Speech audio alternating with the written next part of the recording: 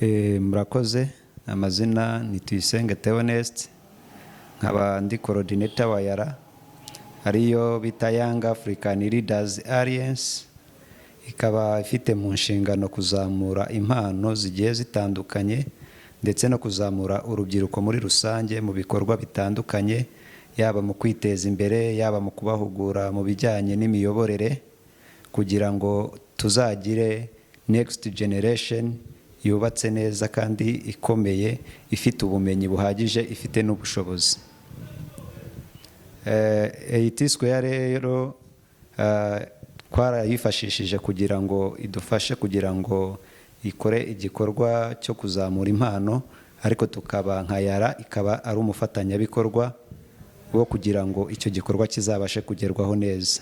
Niyo mpamvu abantu mu karere ka Nyanza muri Busasamana batangiye kubona dufata amashusho cyangwa iyo bita filime. Hari filime igiye gutambuka mu gihe kiri imbere muzabona, yakorewe i Nyanza ku bufatanye na YARA ndetse na Square.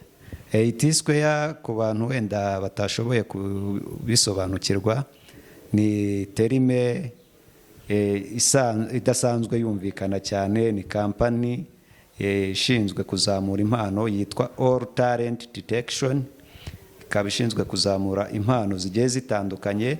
Nkuko mwabyumvise harimo all talent, impano zose abanyarwanda bafite. Umuntu wese wumva ushaka kugira hari aho yageza impano ye yakwegera Square kugira ngo natwe tubafashe kugira ngo nibura za mpano zigira umusaruro. Murakoze.